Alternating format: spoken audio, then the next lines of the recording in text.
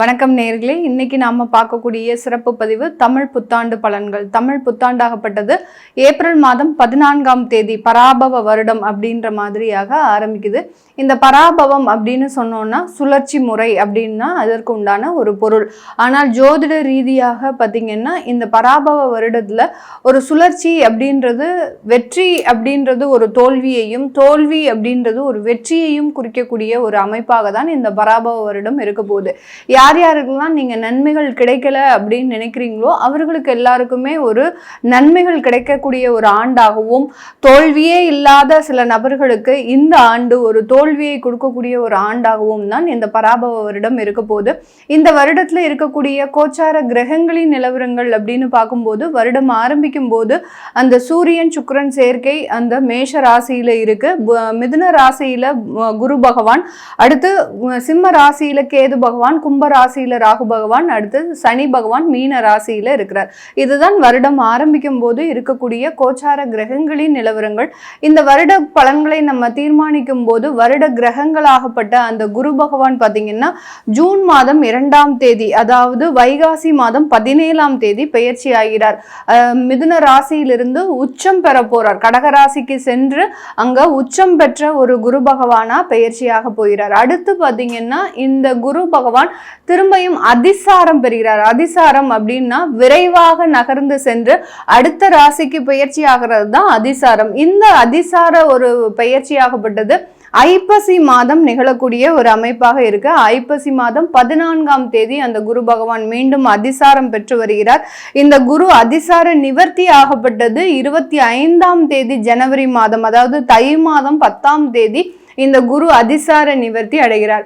இதுதான் இந்த இடத்துல இருக்கக்கூடிய ஒரு முக்கியமான கிரகங்களின் பெயர்ச்சி. அடுத்து ராகு கேது அப்படின்னு சொல்லக்கூடிய அந்த நிழல் கிரகங்களாகப்பட்ட அந்த சர்ப்ப கிரகங்களின் பெயர்ச்சியாகப்பட்டது கார்த்திகை மாதம் 19ஆம் தேதி, அதாவது டிசம்பர் மாதம் 6ஆம் தேதி அந்த கேது பகவான் சிம்ம ராசியிலிருந்து கடக ராசிக்கும், ராகு பகவான் கும்ப ராசியிலிருந்து மகர ராசிக்கும் பெயர்ச்சியாகி வருகிறார். இது வக்ர கிரகங்கள் அப்படின்றதுனால அது ரிவர்ஸ்ல தான் எப்போதுமே இதனுடைய சுழற்சி இருக்கும். சனி பகவான் இந்த தமிழ் வருடத்துல பராபவ வருடத்துல மீன ராசியில இருந்து வக்ரம் அடைகிறார். எப்போ வக்ரம் அடைகிறார் சனி பகவான் அப்படின்னு பார்க்கும்போது கார்த்திகை மாதம் 24ஆம் தேதி, அதாவது டிசம்பர் மாதம் 11ஆம் தேதி வக்ரம் அடைகிறார்.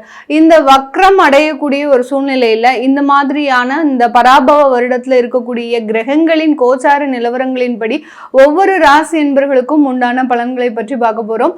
அந்த பலன்கள்ல நமக்கு என்ன மாதிரியாக இருக்கு, ஒவ்வொரு ராசிக்கும் என்னென்ன ஏற்ற இறக்கங்கள் இருக்கு, நீங்க எந்த மாதிரியாக சில விஷயங்களை மாற்றிக்கணும் அப்படின்றது தான் இந்த பதிவுல தெளிவா பார்க்க போறோம். இந்த சேனலை முதன்முறையா பாக்குறீங்க அப்படின்னா சப்ஸ்கிரைப் பண்ணிக்கோங்க, பெல் பட்டன்ல ஆல் ஆப்ஷன் சூஸ் பண்ணிக்கோங்க. கன்னி ராசி என்பர்கள் பராபவ வருடத்துல மிகவும் ஒரு முற்றிலுமான ஒரு மாற்றத்தை அடையக்கூடிய ஒரு நபர்களாக இருக்க போறாங்க.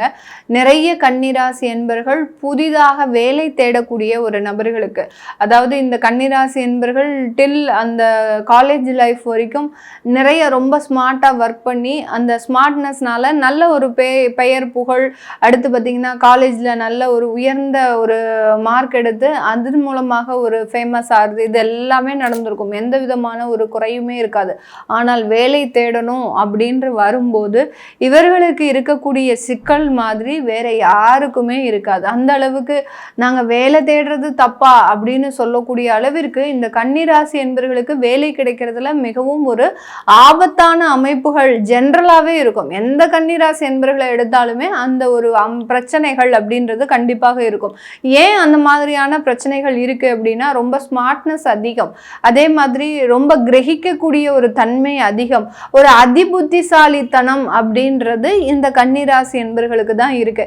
அப்போ ஒரு அலுவலகத்துல ஒரு ரெக்ரூட் பண்றாங்க அப்படின்ற போது இந்த மாதிரியான ஒரு புத்திசாலித்தனமான ஒரு நபர்களை தேர்ந்தெடுக்கும் போது எதிராளிகள் பயப்படதானே செய்வாங்க. அதனால அந்த மாதிரியான சட்ட சிக்கல்கள் அப்படின்றது இந்த கன்னிராசி என்பவர்களுக்கு அதிகப்படியாக இருக்கும். ஆனா நான் அந்த அளவுக்கு பெரிய ஆளுலாம் கிடையாது அப்படின்னு தன்னைத்தானே ஒரு ஒரு உள்நோக்கம் இல்லாமல், அதாவது தன்னைத்தானே ரொம்ப கௌரவப்படுத்தி கொள்ளாமல் ரொம்ப எளிமையான வாழ்க்கை வாழ்பவர்கள் இந்த கன்னிராசி என்பர்கள். எனக்கு பெரிய அளவுக்குலாம் புத்திசாலித்தனம் பத்தாது மேடம் அப்படின்னு சொல்லக்கூடிய அளவிற்கு ஒரு வெகுளித்தனம் அப்படின்றது அதிகப்படியாக இருக்கும். யார் வந்தாலும் ரொம்ப சிரிச்சு பேசக்கூடிய ஒரு அமைப்பு வாய்ந்தவர்கள் இந்த கன்னிராசி என்பவர்கள். இவர்களுக்கு இருக்கக்கூடிய ஒரு நெகட்டிவான ஒரு விஷயம் என்ன அப்படின்னா, தாய் தந்தையோட டிராவல் பண்ண முடியாது, பெற்றோர்களோட பெரிய அளவுக்கு டிராவல் பண்ண முடியாது. அப்படியே பெற்றோர்களோட டிராவல் பண்ணாலும் இவர்களை இந்த கன்னிராசி அன்பர்களை அந்த பெற்றோர்கள் ஏதோ ஒரு இடத்துல சின்னதா அவமானப்படுத்திக்கிட்டு தேவையில்லாம அவர்கள் பேசிக்கிட்டு அந்த மாதிரியாகலாம் இருக்கக்கூடிய ஒரு அமைப்பு அப்படின்றது இந்த கன்னிராசி என்பர்களுக்கு இருக்கு. இதுக்கு எல்லாத்துக்கும் காரணம் என்ன மேடம்? கரெக்டா சொல்றீங்க, ஆனா இதுக்கு எல்லாத்துக்கும் காரணம் நாங்க தெரிஞ்சுக்க விரும்புறோம் அப்படின்னு கேட்டீங்கன்னா, காலபுருஷனுக்கு 6ஆம் இடத்துல இருக்கிறீங்க இந்த கன்னிராசி என்பர்கள். 6ஆம் இடம்ன்றது எதிரி ஸ்தானத்தை குறிக்கக்கூடிய ஒரு ஸ்தானம். அதனால ஊர் உலகத்துல இருக்கிறவங்க எல்லாருமே உங்களை கொண்டு பயப்படுவாங்க. அதனால உங்களை ஒதுக்கி வைக்கக்கூடிய ஒரு தன்மை அப்படின்றது இருக்கு. உங்களுடைய அதிபுத்திசாலித்தனம் அப்படின்றது இந்த மாதிரியான ஒரு அமைப்புகளை கொடுக்கக்கூடிய ஒரு நேரமாக இருக்கும். அதனால நிறைய கன்னிராசி என்பர்கள் வெளியூர் வெளிநாட்டுல தான் வேலை பார்ப்பாங்க. அவர்களோட குடும்பத்தோடு சேர்ந்து இருக்கக்கூடிய ஒரு தன்மை அப்படின்றது ரொம்ப கிடையாது. இவர்களுக்கு இந்த தமிழ் வருடம் அப்படின்றது மிகவும் ஒரு ஆபத்திலிருந்து வெளியில கொண்டு வரக்கூடிய ஒரு தருணம். நிறைய பேருக்கு வம்பு வழக்குகள் அப்படின்றதுக்கு நிறைய இருந்திருக்கும். அந்த வம்பு வழக்குகள் இருந்து நீண்டகால நோய் பிரச்சனைகள் இருந்து இவர்களை நிவர்த்திக்கு கொண்டு வரக்கூடிய ஒரு ஆண்டாக இருக்க போது. 7ஆம் இடத்துல இருக்கக்கூடிய அந்த கண்டக சனி கலத்திரம் சம்பந்தப்பட்ட சில தேவையில்லாத ஈகோ கிளாஷுகளை கொண்டு கொடுக்கக்கூடிய ஒரு நேரம். அதனால கொஞ்சம் விட்டு கொடுத்து போகக்கூடிய ஒரு மனப்பான்மை அப்படின்றது கண்டிப்பாக இருக்கணும். நாங்க ஜென்ரலாவே அப்படிதான் இருக்கிறோம், விட்டு கொடுத்து போகக்கூடிய ஒரு அமைப்புல தான் இருக்கணும். இன்னும் என்ன நாங்க டவுன் டு எர்த்தா போகிறது அப்படின்னா, கொஞ்சம் ஒரு 1.5 வருஷத்துக்கு யார் என்ன சொன்னாலும் சரி சரின்னு அப்படின்னு போய்கிட்டே இருங்க. அது உங்களுக்கு ஒரு நிறைய ஒரு வளர்ச்சியை கொடுக்கக்கூடிய ஒரு அமைப்பாக தான் இந்த கன்னிராசி என்பர்களுக்கு இருக்கு. ஏன்னா கலத்திரத்துல சனி பகவான் இருக்கும்போது நீங்க என்ன செய்றீங்களோ அதற்கு நேர எதிர்மாறா அவங்க செய்வாங்க, அவங்க என்ன நினைக்கிறாங்களோ அதற்கு நேர எதிர்மாறா நீங்க செய்யக்கூடிய ஒரு தருணம். அதனால இந்த கலத்திரத்துல இருக்கக்கூடிய சில தேவையில்லாத மன கருத்து வேறுபாடுகளை நீங்க தவிர்க்கிறது நல்லது. அடுத்து காதல் போன்ற விஷயங்கள்ல மிகவும் ரொம்ப ஜாக்கிரதையாக இருக்கணும். ஏன்னா 5ஆம் இடத்துல ராகு பகவான் வராது. அந்த 5ஆம் இடம் தான் அந்த காதலுக்கு உண்டான ஒரு பாவகங்களே. அந்த பாவகத்துல அந்த ராகு பகவான் வர்றதுனால இதுவரைக்கும் இருந்த காதல் கூட திடீர்னு பிரிவு ஏற்படுறதுக்கு உண்டான ஒரு அமைப்பு இருக்கு.